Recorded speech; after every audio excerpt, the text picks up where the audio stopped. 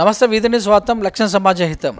So చూస్తూనే ఉన్నాం, ప్రతి నాయకుడు ఏదో ఒక పార్టీలో గెలిచి లేదా ఇండిపెండెంట్గా గెలిచి ప్రభుత్వంలో ఉన్నటువంటి పార్టీలకు జాయిన్ అయిపోయి డెవలప్మెంట్ గురించి మేము వెళ్తున్నాము, ప్రజలకు చేరుబాటులో ఉండడానికి వెళ్తున్నామని చూస్తున్నాం. కానీ గట్కేశ్వరం మున్సిపాలిటీలో ఉన్నటువంటి వ్యక్తి మరి ఎం పద్మారావు 12వ వార్డు కౌన్సిలర్గా ఇండిపెండెంట్గా గెలిచి మరి గతంలో కూడా ఇండిపెండెంట్గా ఎంపీటీసీ చేసినటువంటి చరిత్ర కూడా తనకు ఉంది.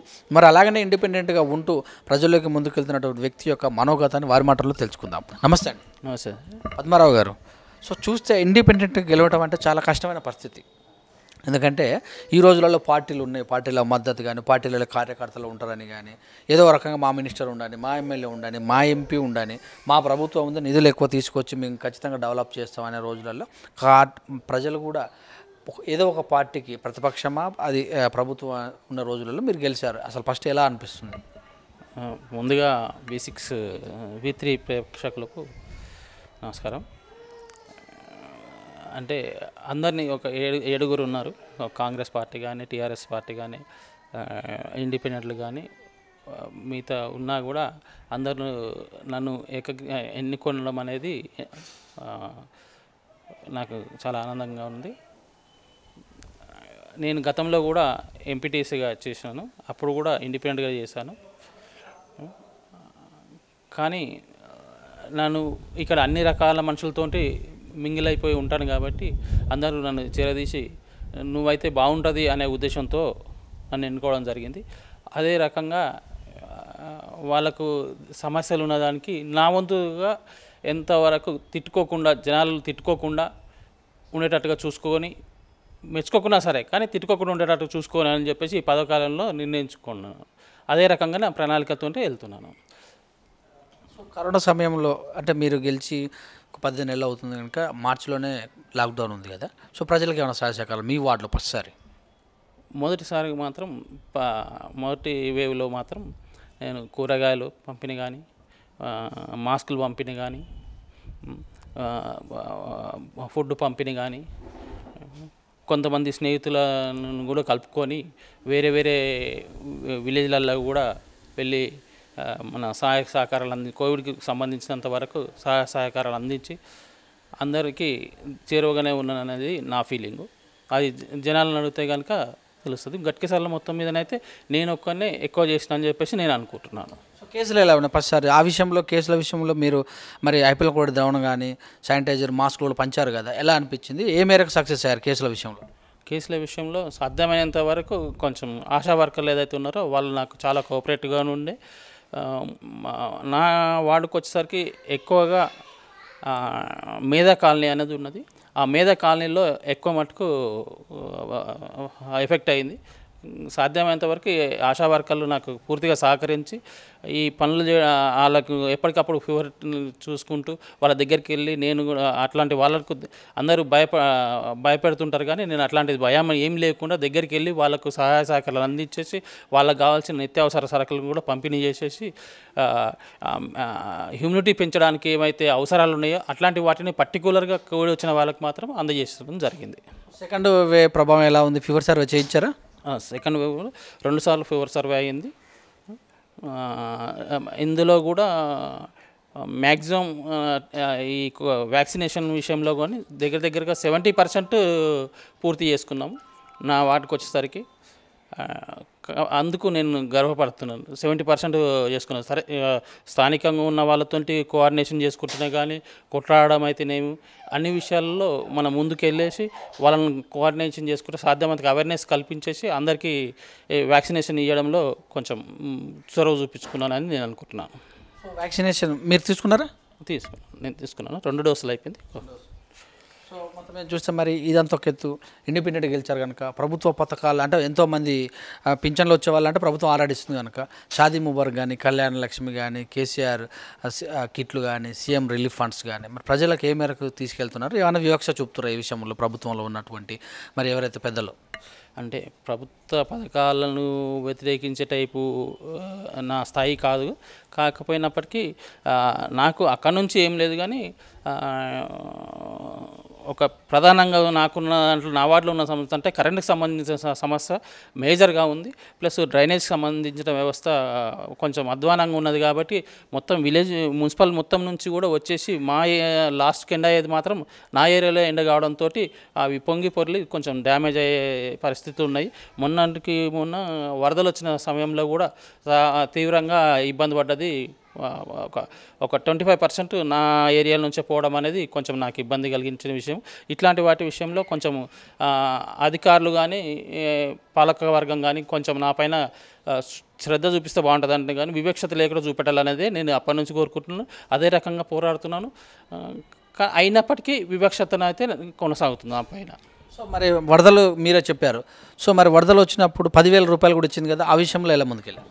ఆ విషయంలో సాధ్యమైనంత వరకు నాకు విషయానికి వస్తే మాత్రం పోయినంత వరకు ఇబ్బంది ఎవరైతే అయ్యారో వాళ్ళకు మాత్రం సాధ్యమైనంత వరకు ఇచ్చింది. ఒకటే ఇంట్లో పోయిన వాళ్ళకు ఒకటే ఇంట్లో 2 కుటుంబాలు ఉన్నా కూడా వాళ్ళకు 10,000 ఇచ్చేసి సేరి సాగమన్నట్టుగా దగ్గర ఉండేసి నేనే వాళ్ళకు గొడవలు లేకుండా వాళ్ళ మధ్య గొడవలు లేకుండా ఇప్పించడం జరిగింది.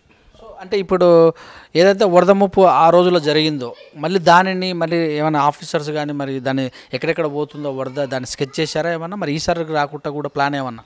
అంటే ఈసారికి వచ్చేసరికి కేఎల్ఆర్ దాంట్లో నాకు కొంత భాగం నాకు వర్తిస్తుంది. ఆ దాంట్లోకి వచ్చేసరికి కేఎల్ఆర్ గారు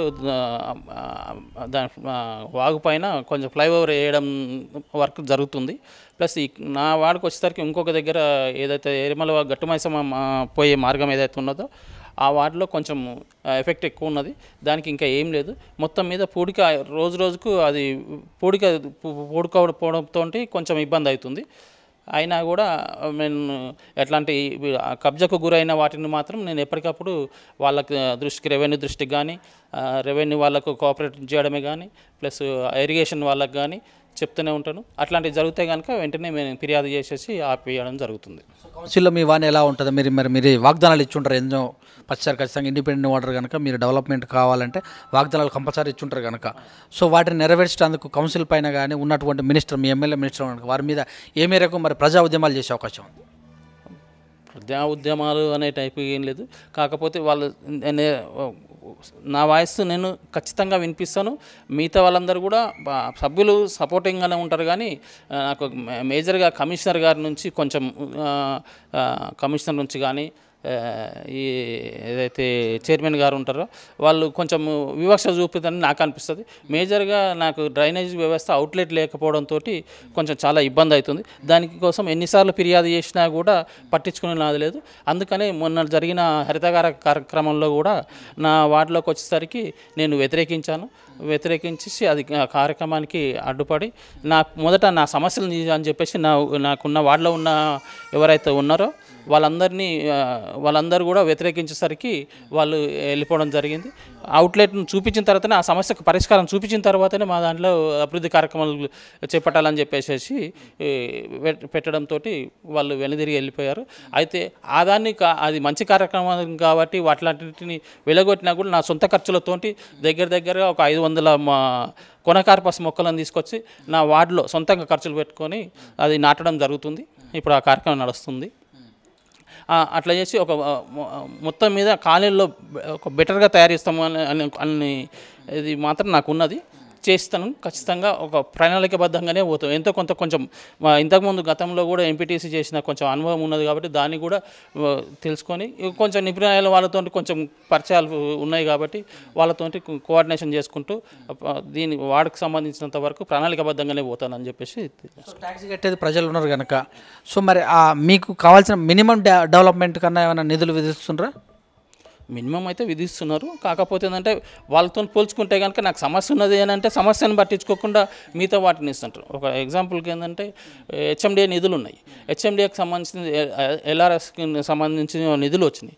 అవి దేనికి ఉపయోగపడాలి? ఇప్పుడు అవి నిత్య మనకు అవసరాలు ఏవైతే ఉంటాయో డ్రైనేజ్ కానీ డ్రైనేజ్ వ్యవస్థ కానీ ఎలక్ట్రికల్ కానీ సీసీ రోడ్లు కానీ ఇట్లాంటివి అవుతున్నాయో వాటిని తప్పించేసి శ్మశాన వాటికలకి కేటాయించడం అని చెప్పేసి ఒక సిస్టమ్ పెట్టడం అనేది అది తప్పు. అది ఈసారి ఏమైనా నిధులు మంజూరు చేసినా కూడా మొత్తం మీద నాకనే కాదు, మొత్తం మీద మున్సిపల్ అయినా సరే ఆ నిధులను మాత్రం రోడ్లకు, మున్సిపాలిటీ మురుగునీటి కాలువకు ప్లస్ వాటర్కి సంబంధించిన వాటికి కేటాయిస్తే కనుక బాగుంటుందని చెప్పేసి నా అభిప్రాయం. ఇదే అభిప్రాయం మిగతా అన్ని మున్సిపాలిటీలో ఉన్నది, మిగతా అన్ని పార్టీలకు ఉన్నది, మిగతా అందరికి వ్యవస్థలో కూడా అధికారులకు కూడా అదే ఉన్నది. అది నిస్సహాయతగా ఉండిపోతున్నారు అధికారులు కూడా, మేమేం చేయలేకపోతున్నాము అనేది. అది అధికారులు కూడా కోఆపరేట్ చేస్తారు, కానీ మా మున్సిపాలిటీకి వచ్చేస్తే మాత్రం చాలా అధ్వానంగా ఉంది. నిధులు కూడా ఎక్కడి నుంచి వచ్చే అవకాశాలు లేవు. ఎల్ఆర్ఎస్ నుంచి వచ్చినాయి. అవి ఏంటంటే బీటీ రోడ్ అంటారు. ఇప్పుడున్న కాలంలో బీటీ రోడ్లు వేస్తున్న వాళ్ళు తక్కువనే ఉంటారు. అది పెద్ద లింకు ఉన్న రోడ్లకు మాత్రమే ఒకదానికి పెద్ద లింక్ ఉన్న దానికి మాత్రమే వాడితే బాగుంటుంది. కానీ అట్లాంటి వ్యవస్థ నా దాంట్లో లేదు. ఉన్నా కూడా తొందరగా పాడైపోతుంది. సీసీ రోడ్ కోసం అనేది ఉంది. ఇంతవరకు నేను సీసీ రోడ్లు అనేది ఇంకా ఏం స్టార్ట్ కాలేదు. దరిద్రానికి వచ్చేసరికి మాకు ఏంటంటే కరోనా ఏర్పడంతో 2 సార్లు కరోనా ఉండడంతో మా కాలం ఇట్లనే గడిచిపోతుందని చెప్పేసి కొంచెం బాధ ఉంది. సో ప్రోటోకాల్ విషయంలో అధికారులు ఎలా? ప్రోటోకాల్ విషయంలో నాకు ఎటువంటి ఇబ్బంది లేదు, బాగానే చేస్తాం. సో మరి రాబోయే రోజులలో మరి మీరు ఇచ్చినటువంటి వాగ్దానాలకు సో ప్రజలకు ఏం చెప్తారు? ప్రజలకు వచ్చేసరికి ఖచ్చితంగా నేను ఏదైతే చెప్పి వచ్చినో, ప్రజలు ఏదైతే నా మీద నమ్మకం ఉంచి పెట్టిరు డెవలప్మెంట్ విషయంలో, వాళ్ళకి ఎటువంటి హాని జరగకుండా, ఎటువంటి ఇబ్బంది లేకుండా ఖచ్చితంగా ఒకవేళ కొట్లాడి వాళ్ళతో తీసుకున్నా కూడా వాళ్ళు ఇయ్యలేని పక్షంలో ఉండైనా సొంత ఖర్చులు కానీ లేకపోతే ఎవరైనా దాతలు కానీ చేస్తే కనుక వాళ్ళందరినీ కోఆర్డినేషన్ తోటి ముందుకు జరిగిపోతానని చెప్పేసి అన్నది. దానిలో భాగంగా ఇప్పుడు అంబేద్కర్ కమిటీ హాల్ ఉంది. కొన్ని రోజులుగా అది మూలన పడిపోయింది. దాన్ని కొంచెం డెవలప్మెంట్ విషయంలో కొంచెం చిన్నగా మెరుగుపరచడానికి నా వంతుగా నేను చేస్తూ ఉన్నాను. ఇప్పుడు కొత్తగా దళిత స్కీమ్ తీసుకొస్తుంది ప్రభుత్వం, దానిపైన ఏమైనా స్పందిస్తారు? అంటే ఆ స్కీమ్ సంబంధించి నాకు పూర్తిగా అవగాహన లేదు. దానికి సంబంధించిన డీటెయిల్స్ అన్నీ నాకు తెలియదు కాబట్టి నేను స్పందించడం కరెక్ట్ కాదు. సో పార్టీ మారాలన్న ప్రెజర్ పెట్టారా? పార్టీ మారాలని చెప్పేసి అయితే స్థానికంగా ఉన్న వాళ్ళు వచ్చినాయి. వాళ్ళకి ఎక్కడి నుంచి వచ్చినాయి నాకు తెలియదు, కానీ మారడానికి చెప్పారు. కానీ నాకు అట్లాంటిది ఉద్దేశం ఏం లేదు, ఇప్పుడు లేదు, ఇక ముందర కూడా ఏం లేదు. సో రాజకీయంగా ఇబ్బంది కదా మరి? మళ్ళీ ఎవరైనా నిలబడాలంటే కూడా ఈసారి అంటే చేయలేకపోయాడు అంటే ఐ మీన్ వాళ్ళు నిధులు ఇస్తేనే చేయాల్సిన పరిస్థితి ఏర్పడుతుంది. ప్రజలకు సమాధానం చెప్పుకోలేక పరిస్థితి ఏర్పడుతుంది కదా. అదే అందుకనే అంటున్నాను కదా, సాధ్యమైనంత వరకు ఇప్పుడు అవుట్లెట్ ఒకటి మేజర్గా ఒక అవుట్లెట్ ఉంది, అది పోవడానికి లేదు. దానికోసం తీవ్రంగా ఇబ్బంది పడుతుంది. దాని మీద కంప్లైంట్ మా కమిషనర్ గారికి ఇచ్చినాను, ప్లస్ ఎంఆర్ఓ గారికి కూడా పెట్టాను. కానీ వాళ్ళు ఏం స్పందిస్తలేరు. అది ఒక పార్టీ నాయకునికి సంబంధించిన అండదండలతోటి కొంచెం ప్రెజర్తోంటే వాళ్ళ దానికి చొరవ చేస్తారు. వాళ్ళు కబ్జా చేసి ఇప్పుడు ఒక డ్రైనేజ్ వ్యవస్థ మీద కాంపౌండ్ వాళ్ళు కట్టిండు. అది తొలగించాల్సిన బాధ్యత మున్సిపాలిటీ పైన ఉన్నా కూడా దాన్ని పట్టించుకోకుండా నెగ్లెక్ట్ చేసుకుంటూ టైంపాస్ చేస్తారు తప్ప ఆ సమస్యను పరిష్కరించాలనే ఉద్దేశం అధికారులకు లేదు. పర్టికులర్గా కమిషనర్ గారు అయితే మాత్రం నా మీద అసలు శ్రద్ధ వహిస్తలేదని చెప్పేసి ఉంటుంది. ఇంకొక అంటే దళితుని అన్నట్టుగానే కానీ లేకపోతే దళిత వాడు అన్నట్టుగా కానీ ఏ రకంగా చూస్తారో తెలియదు. కానీ ఈ చైర్మన్ గారు కమిషనర్ గారు మాత్రం నా అభివృద్ధి విషయంలో మాత్రం నిర్లక్ష్యం వహిస్తారు అనేది మాత్రం ఖచ్చితంగా చెప్పగలుగుతాను. ప్రజలకు చెప్తున్నారా, వివరిస్తున్నారా? మరి ఇప్పటికైతే ఏం లేదు. కాకపోతే ఏంటంటే పరిస్థితులు ఎప్పటికప్పుడు చూస్తుంటే మనకు కరోనా టైంలో ఉంది కాబట్టి వాళ్ళని కూడా లేకపోతున్నాయి. కానీ నాతో పోల్చుకుంటే మిగతా వాళ్ళతో పోల్చుకుంటే నాకు మాత్రం ఖచ్చితంగా వివక్షత అయితే కొనసాగుతుంది. సో మరి ఈ విషయం పైన మరి మీ రాష్ట్ర స్థాయిలో కూడా దళిత సంఘాలు చాలామంది ఉన్నాయి కనుక సో ఖచ్చితంగా ఈ వార్డులు ఏవైతే వెనుకబడిన తరగతుల వార్డులకి ఖచ్చితంగా మేము నిధులు ఇస్తామని ప్రభుత్వం చెప్పుకుంటున్న సందర్భంలో ఈ విషయాలు లేవనెత్తారా? మరి ఎప్పటికప్పుడు లేవలెత్తిన వాళ్ళ దృష్టికి అంటే దళిత సంఘాల దృష్టిలోకి తీసుకెళ్లడం అనేది కరెక్ట్ కాదులే. కానీ కాకపోతే అంటే నన్ను ఇట్లా వివక్ష చూపుతున్నారు అనే ఉద్దేశంతో ఎప్పటికప్పుడు నేను వీటితోనే కొట్లాడాలి తప్ప మున్సిపల్ నుంచే కొట్లాడాలి. కానీ దళిత సంఘాలు కోఆపరేషన్ వేరే రకంగా ఉంటుంది తప్ప ఈ రకంగా మాత్రం నేను అడగడం కరెక్ట్ కాదు. వాళ్ళు అంటే ప్రజాప్రతినిధులుగా ఎదగటమే చాలా కష్టమైన పరిస్థితులలో మరి గెలిచిన వాళ్ళకు కూడా నిధులు ఇవ్వకుంటే ఇలా అంటే ఇది ఒక రకమైనటువంటి విధానం అంటే మానసిక వేదన కూడా ఉంటుంది కదా, ప్రజలకు సమాధానం చెప్పుకోవాలి. దానికి వచ్చేసరికి నాకు కొంచెం ఇబ్బందిగా అవుతుంది. సరే అది ఇంకా టైం ఉన్నది కదా, సరే అంత లోపల ఎట్లా చేయాలనేది కొంచెం పెద్దవాళ్ళతోటి మాట్లాడి బస్తీ వాసులతో కూడా అంటే నా వార్డులతో కూడా మాట్లాడి అప్పుడు నిర్ణయాలు తీసుకుంటాం. థర్డ్ వే గురించి ఏం చేస్తారు? అదే ఇందాక చెప్పినట్టు వ్యాక్సినేషన్ అయితే మ్యాక్సిమంగా అయిపోయింది. మాస్కులు అందరూ మ్యాక్సిమంగా ధరిస్తున్నారు కాబట్టి ఇక్కడ వరకు అయితే మాత్రం మాస్కులు అనేది కంపల్సరీ అయిపోయింది. అట్లాంటి నెగ్లెక్ట్ చేస్తే ఎవరైనా ఉన్నా కూడా మున్సిపల్ నుంచి కూడా కొంచెం ఇది మాస్క్ కంపల్సరీ అని ఉంది. ఒకవేళ అట్లాంటివి చేస్తే కనుక వాళ్ళకి ఫైన్ విధిస్తే కనుక కొంచెం థర్డ్ వేవ్ మనకి రాకుండా ఉంటుంది అనేది నా అభిప్రాయం. స్వచ్ఛ సర్వేక్షణ్ అంటే పరిశుభ్రత విషయంలో మీరు ఎలాంటి ప్లాన్ చేస్తున్నారు? ఇక్కడ సిబ్బంది కొరత కొంచెం ఉన్నది. సిబ్బంది కొరత ఉన్నది కాబట్టి కొంచెం సాధ్యమైనంత వరకు మనం వార్డులో ఉన్న వాళ్ళని కోఆర్డినేషన్ తీసుకుంటూనే వాళ్ళ ప్రోత్సాహంతో ముందుకెళ్తున్నాను. కాబట్టి ఆ రకంగా నేను కొంచెం సాధ్యమైనంత వరకు మంచిగా ఉంటుంది అని చెప్పేసినట్టుగా అనుకుంటున్నాను. Thank you sir. Thank you అండి. సో ఇదండి 12వ వార్డు నుంచి గెలిచినటువంటి మరి పద్మారావు గారు చెప్పినటువంటి విషయాలు. మిగతా వార్డులతో పోల్చుకుంటే నా మీద కొంచెం నిధులు విధించడంలో కొంచెం వివక్షనే వహిస్తున్నారని కూడా చెప్పుకోవచ్చు. ఎందుకంటే నా ఏదైతే సమస్య ఉందో పెద్దగా మరి మనం వచ్చినటువంటి వరదలలో 25% కూడా ఇక్కడ పోతున్న సందర్భంలో అన్నీ ఇక్కడ ఉన్నటువంటి వార్డులలో అన్నిటి కూడా ఇడంగా పోతున్న సందర్భంలో వాటిని పట్టించుకోకుండా అలాగనే హై పొటెన్షియల్ కరెంట్ తీగలు ఇక్కడ ఉన్నా కూడా వాటిని పట్టించుకోకపోవడం అంటే ఏదైతే ఉందో అవన్నీ కూడా ఇలా జరగడం అనేది ఇండిపెండెంట్గా ఉండడానికి ఇలా జరుగుతుందని అనుకుంటున్నాను. కానీ ఏదైనప్పటికీ కూడా నా సొంత నిధులు కూడా వ్యాచించి మరి ఇక్కడ ఉన్నటువంటి సామాన్యమైనటువంటి కొన్ని మెరుగుపాటు పరచడానికి ప్లాన్ చేస్తాను. ప్రజలు పూర్తిగా మెచ్చుకోకపోయినా సరే తిట్టడానికి దారితీయని పరిస్థితుల మేరకు నేను పనిచేస్తానని తెలియజేశాను. చూస్తున్నాను with cameraman శ్యామ్తో me Suresh Dandu గట్కేశాం.